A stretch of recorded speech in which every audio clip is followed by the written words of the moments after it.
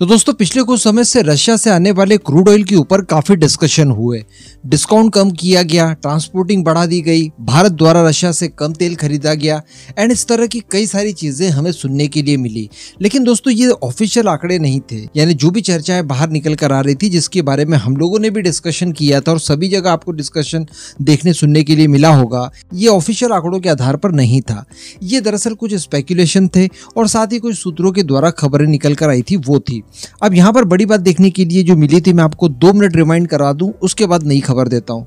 तो कुछ इस तरह का सिनेरियो हुआ था कि जहां पर हम लोगों ने मई मंथ में काफी ज्यादा बड़ी मात्रा में रशिया से क्रूड ऑयल खरीदा, तो वहीं जून आते आते कुछ नई चीजें निकल कर आई थी। एक तो ये कि रशिया की तरफ से रुपीस लेने से इनकार किया जा रहा है, उसके अलावा चाइनीज युआन मांगे जा रहे हैं भारतीय रिफाइनरीज से, और इसके अलावा डिस्काउंट भी काफी कम कर दिया गया है, केवल $4 प्रति बैरल के हिसाब से बचा है। ट्रांसपोर्टिंग बहुत ज्यादा बढ़ा दी गई है और ये सारे कारणों को देखते हुए भारतीय रिफाइनर्स अब रशिया से ज्यादा क्रूड ऑयल लेना पसंद नहीं कर रहे हैं। और वाकई में हम लोगों को ग्राफ देखने के लिए मिला, जून मंथ में हम लोगों ने जो क्रूड ऑयल की खरीद थी उसमें काफी ज्यादा गिरावट देखने के लिए मिली। लेकिन मैंने आपको कल परसों एक वीडियो बनाकर दिया था कि जून मंथ में तो गिरावट देखने के लिए मिली, लेकिन जून के बाद जुलाई मंथ में वापस से ग्राफ ऊपर चढ़ने लगा और भारत की कुछ प्राइवेट रिफाइनरीज ने बहुत भारी पैमाने पर रशियन तेल खरीदा।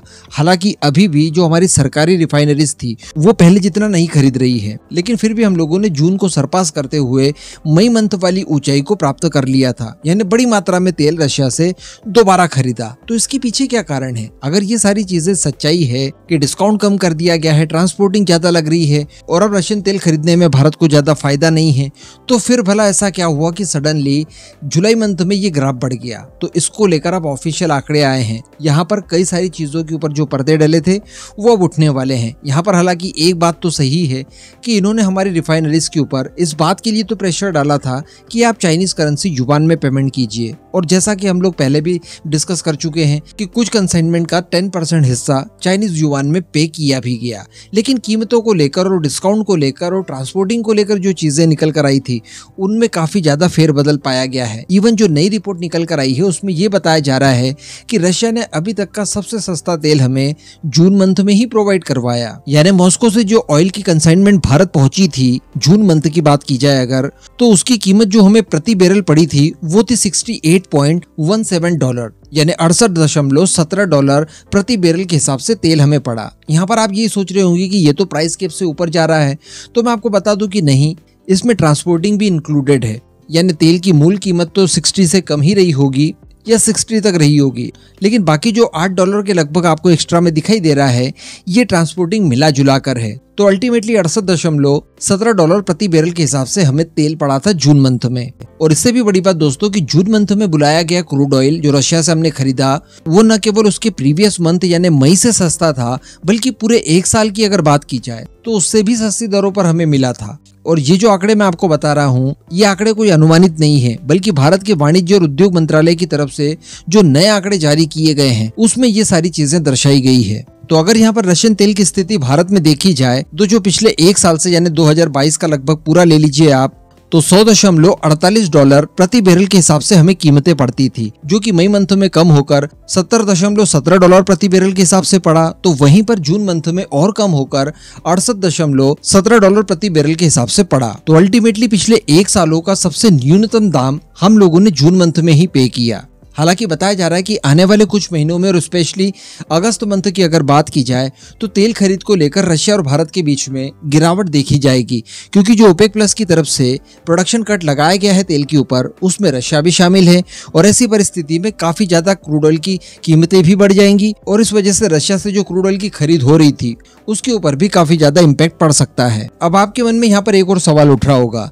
कि चलिए रशिया से तो हम लोग इस भाव पर तेल खरीद रहे हैं जो अभी मैंने आपको बताया, यानी पिछले 1 साल में $100 कभी हुआ, फिर 70 पर भी पहुंचे, फिर 68 पर भी पहुंचे। लेकिन अगर बात की जाए सऊदी अरेबिया वगैरह की तो यहाँ पर क्या स्थिति थी? तो दोस्तों स्पेशली अगर सऊदी अरेबिया की बात की जाए तो हमें ट्रांसपोर्टिंग के साथ घर पहुंचने तक $81.78 प्रति बैरल के हिसाब से कीमत पड़ती है। तो हर हाल में रशियन क्रूड ऑयल इस क्रूड ऑयल की तुलना में 10 से 12 डॉलर प्रति बैरल के हिसाब से हमें सस्ता पड़ रहा है। और यही सारे कारण है कि भारतीय रिफाइनरीज बड़े स्तर पर रशियन तेल खरीद रही है, जिससे डोमेस्टिक मार्केट में भी पेट्रोलियम की कीमतें काफी कंट्रोल में है और साथ ही इनका एक्सपोर्ट भी हम लोग कर पा रहे हैं। क्योंकि जब इनका एक्सपोर्ट किया जाता है उस समय जो कीमतें निर्धारित होती है वो तो इंटरनेशनल मार्केट के आधार पर ही होंगी।